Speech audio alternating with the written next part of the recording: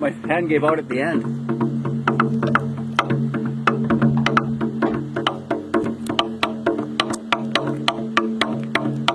Jazz, Buddy Rich. Buddy! I was like Buddy Rich kind of at the end there. The voice? No, the drumming? it sounded like a snare drum and stuff, Yeah. right?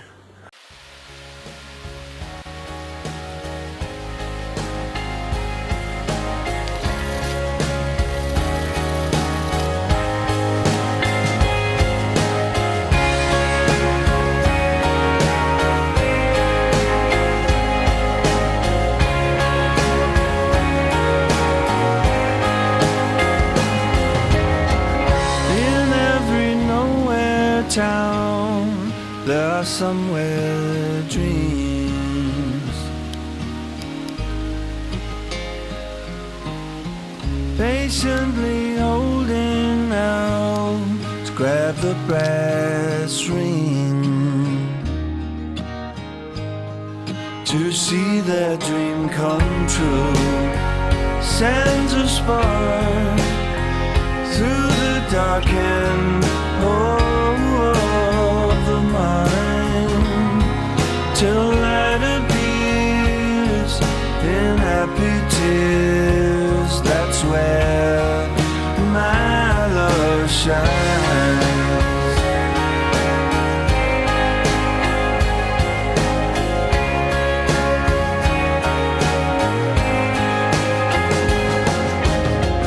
If we've disquiet in mind the silent days,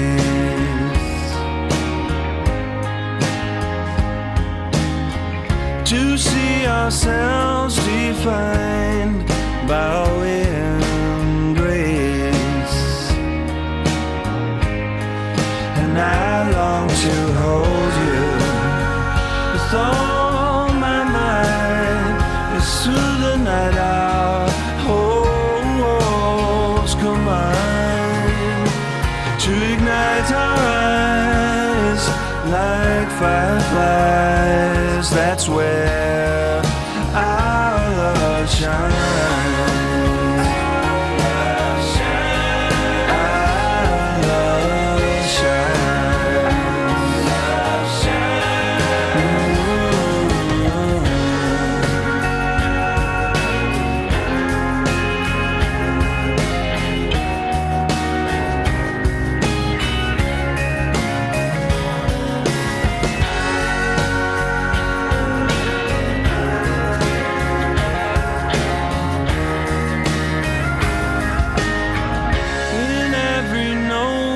Town, there are somewhere dreams,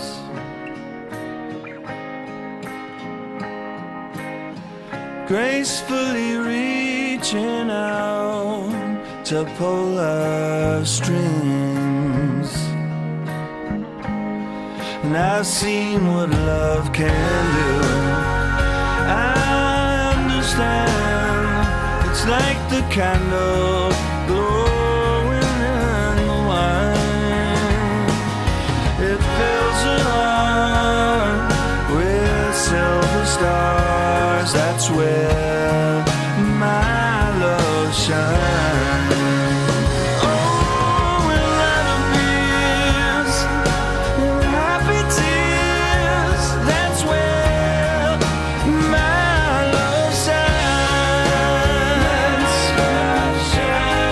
My love shines.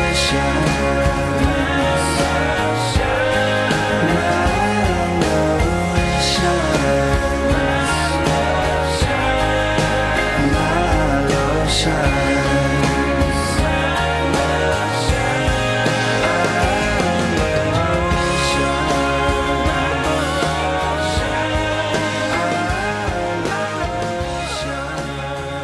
I would like to share a few stories and thoughts with you about when the Sasquatch people have shown me unconditional love. When you get into this journey with the Sasquatch, I think most of us think that, we're in it to find out who they are, if they exist, if you're at that point where you don't know, or who they are, if they're apes or something more. But we go in expecting to find out about them. And we do. As you get connected to them, we do find out a lot about them. And for me, I've especially found out a lot about their heart, their loyalty, and their unconditionalness. And I think that, they are unconditional, and they allow us to work through our warts and our pimples and our flaws and our personality. Because, if we're going to find out who we really are, we have to work through that stuff. So they're very unconditional in that sense. But, in my opinion, the Sasquatch are the most loyal and loving people I know. And they've proven that over and over and over again in so many ways. And I've had so many experiences where that was the case. And very blessed to have experienced that and to get to know them better. And so I'd like to share a handful of those experiences here. And the first one I would like to share happened at a gifting tree. Or I suppose it was a gifting stump where I used to leave them gifts. And they would exchange things with me. And so many wonderful and amazing things happened there. I remember one time early on, at one of the gifting trees that I had, right below it, a couple hundred yards, it was way up the slope. And right below it, on the path, was this beautiful bulky aglyph, which signifies the clan of RE, and is RE's, my clan leader's, signature. And like I said, it was right below my gifting stump, actually. It was a stump and not a tree. And at that point in my journey, it was very, very, very early on, first few months. I might not have known what the A meant at that time, but in retrospect, I certainly do. And it was RE's signature, and he had placed it, or one of his clan had placed it, on the path right below the gifting stump. And as I said, I was gifting them at that time, and there were things ongoing all the time up there. And so when I got up there, up to the gifting stump, and right on the place where I hung a bag that had apples or gifts of whatever nature in it, right at the base of that stump was a great big huge footprint, pushed in with emphasis so that there was absolutely no doubt what it was. And it was a single footprint, and I believe it was RE's because it was a big print, at least 18 inches long. And like I said, it was placed with emphasis right at the base of that stump. And you know, what more confirmation do you need than that? It was beautiful. And so at this particular place, I went there on a certain day, and I decided that I was going to connect with them and speak to them through my heart. And so as I was standing there at the gifting stump, I decided that I would communicate with them in a heartfelt way. And so what I did is I repeated a phrase and a series of motions 3 times. And I'll show you what I did. I faced off into the bush where I could feel their energy, or I perceived that they might be. And I simply did this. I love you. Stretching my arms wide. I love you. I love you. And on the 3rd time I did that, at the exact moment I did the you, I received the loudest, crispest wood knock you could imagine. It was like at the split second after I said you.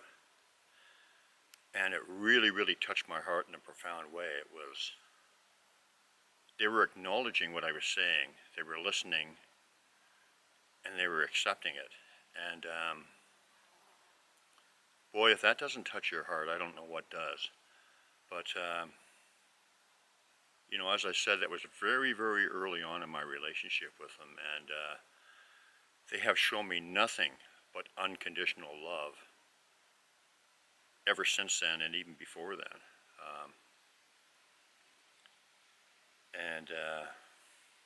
You know, I was humbled and brought to tears. It was so beautiful. I mean, to express and to pour out your heart to these beautiful forest dwellers, these beautiful people, these beautiful men and women,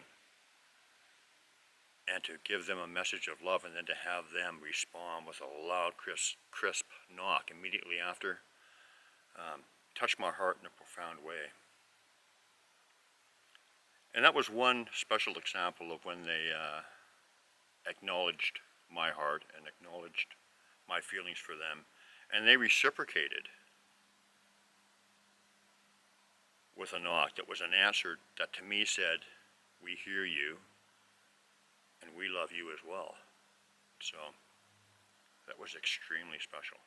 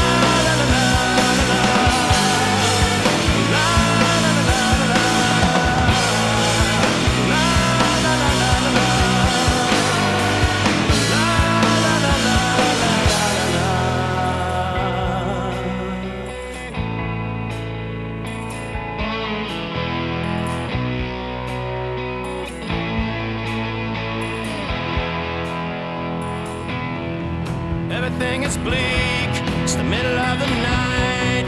You're all alone and the dummies might be right. Outside the darkness lurks, my music at work, my music at work. They call it hummingbird, my music at work, the middle of the earth. My music at work, running without concern. My music at work, my music at work, my music at work.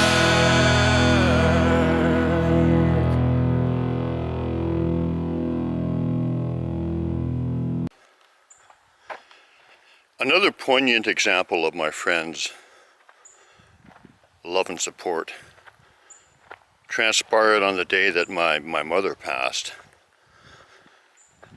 So what happened is I had just gotten off the phone with my dad, and he said Mom passed, and so I knew that I had to get off into the woods, you know, to my place of peace, place of reflection, and place where, you know, I could just kind of sit with it in my special place. So off I went, and as I got out to my car, I was driving a little Volkswagen Golf. I noticed a single peel stick shoved up tight under my back bumper, with one end actually touching the road. And I knew without question that it was my friends who were showing me their support and their love for my mother's passing.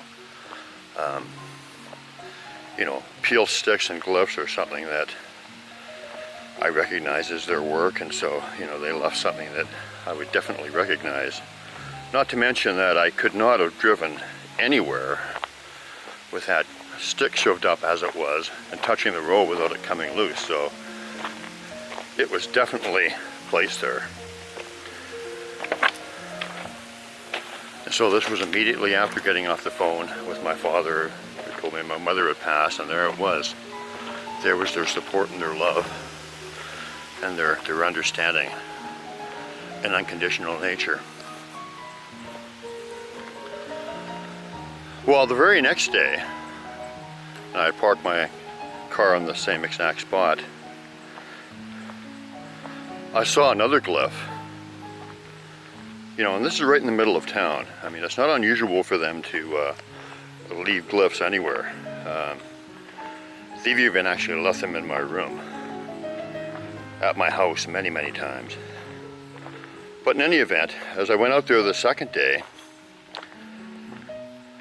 I saw a glyph, a direction arrow, that was pointed exactly to where my clan lives in the woods.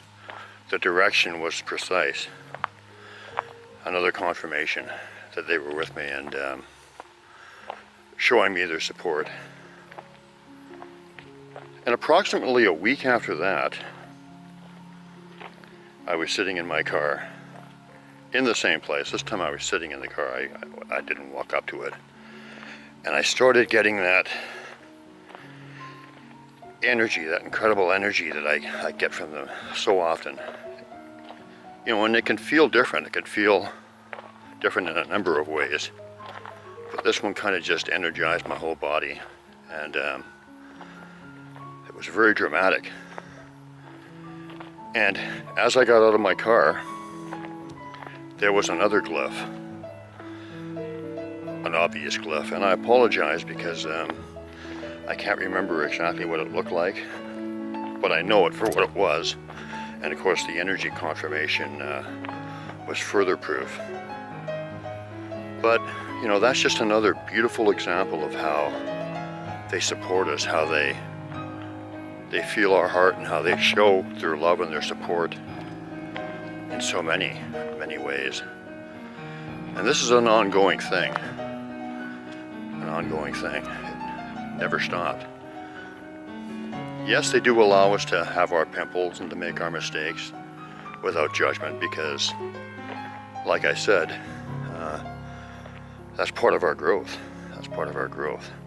And we have to be allowed to make our mistakes in order to grow.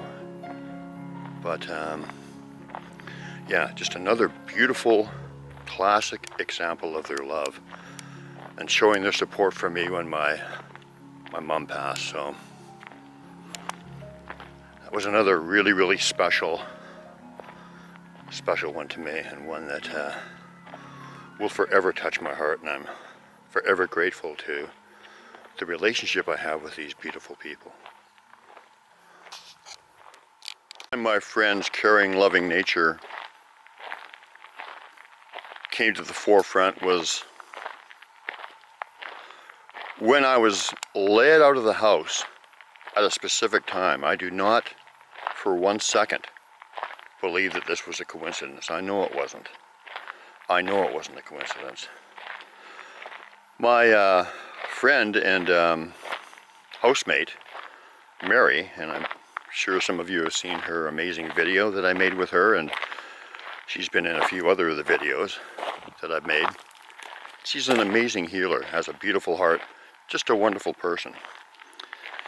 And I just happened, yeah, right, come out of the house at the precise time when Mary was on her way to, and I'm going to be careful with my words here because I don't want to have this message erased, because censorship seems to be the flavor of the week, the year, and the day.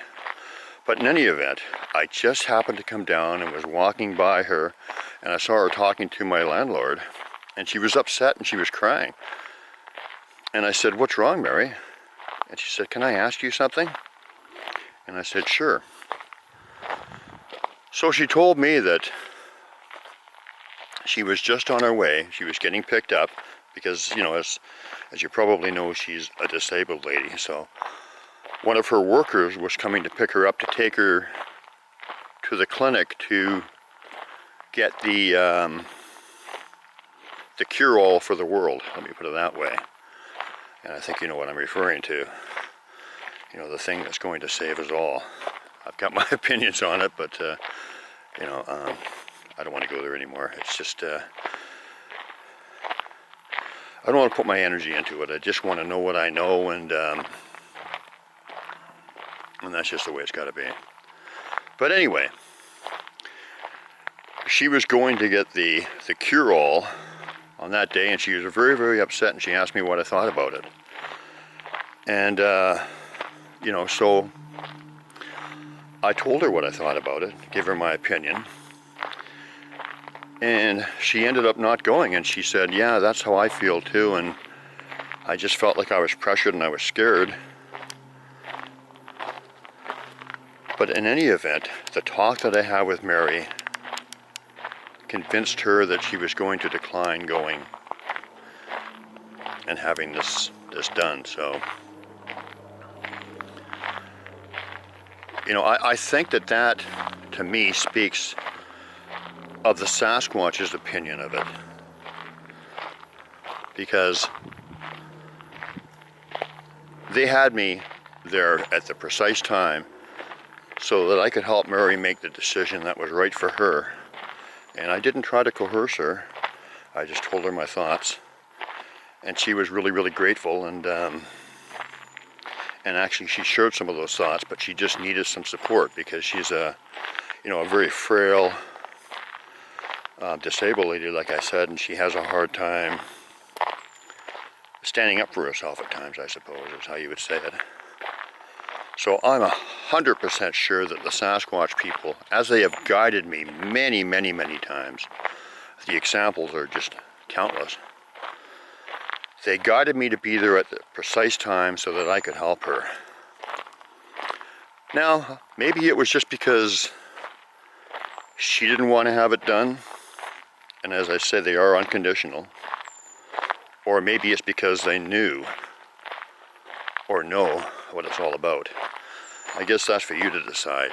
But in any event, once again, they showed their love and their compassion for people that they love. And, you know, Mary, in her own right, has developed quite the relationship with the clan up here. You know, she's doing healing work with, actually, Raj Say, female clan member, and the first one that actually connected with me consciously. And you know, Mary is also, on the occasion when we get to see each other, teaching me how to be a healer, and wow, the results have been spectacular. This is just another beautiful example, without judgment, that the Sasquatch people support us and love us enough and care enough to intervene in times like this. Now, like I said, were they intervening because they thought that what Mary was going to have done was bad? Possibly. Or was it just because they supported Mary and knew how fearful and how much she didn't want to have it done? Once again, very possible. Well, that part, I think, is a given.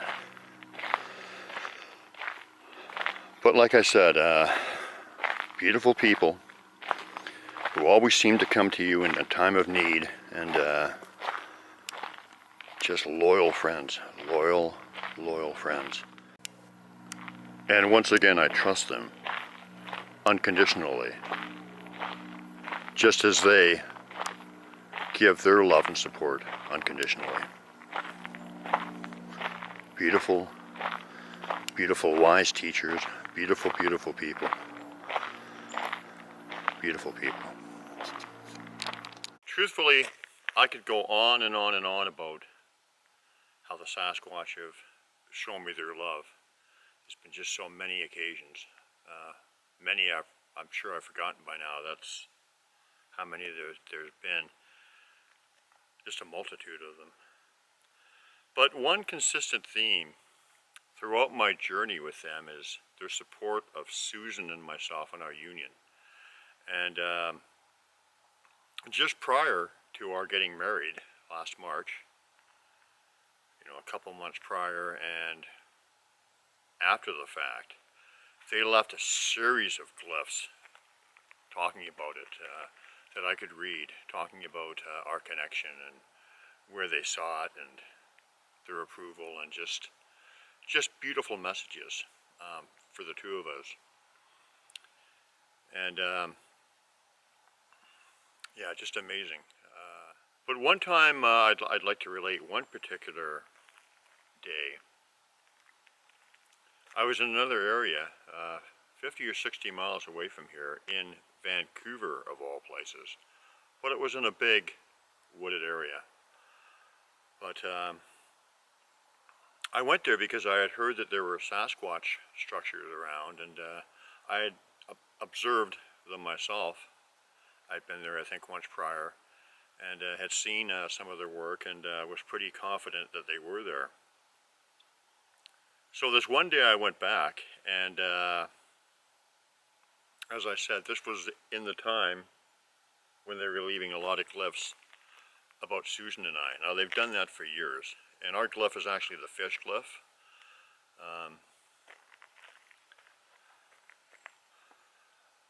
And has been for a long time. But on this particular day, like I said, I was in another area, and I was walking along, and all of a sudden I saw a Sasquatch materialize out of thin air while it was walking across the path. This was only maybe, I don't know, 15 yards in front of me, very, very close. And I just caught the last few seconds of it as it walked off the path and disappeared into some bushes. But I saw, you know, I was looking straight ahead, so it wasn't there, and then it was. And so I ran up, checked it out, you know, just on the off chance that it was a human, which I knew it wasn't. And there's just no way. It was really thick brush there, and whatever had walked into there was not human. Well, I knew that anyway. But getting back to the love and support and the glyphs and the messages that they've left for Susan and I, on that particular trip, I was being led off trail, like guided. It's kind of hard to explain. They just take you places, and you just kind of guided to areas that they want you to go to. And I saw a number of really outstanding and amazing circle glyphs. Just amazing stuff. But the thing that was pertinent to Susan and I, and the love and support that they show, is I also saw 3 or 4 of our fish glyphs that were left on the trail in different locations. And once again, it was just beautiful confirmation and support for Sue and I, and the fact that they brought us together and that we have work to do for them. That's their words. Not mine, although I know that in my heart too. So, yeah, it's absolutely amazing the love and support that they have for the people that they connect with, the people that they love, and their people. You know, they've told me in no uncertain terms and in many different ways that I am family to them, and that's how I feel. That's how it feels to me. So yeah, this day was amazing, and like I said, they left 3 or 4 of our fish glyphs pertaining to Susan and I, and talk about being humbled and talk about feeling love and support.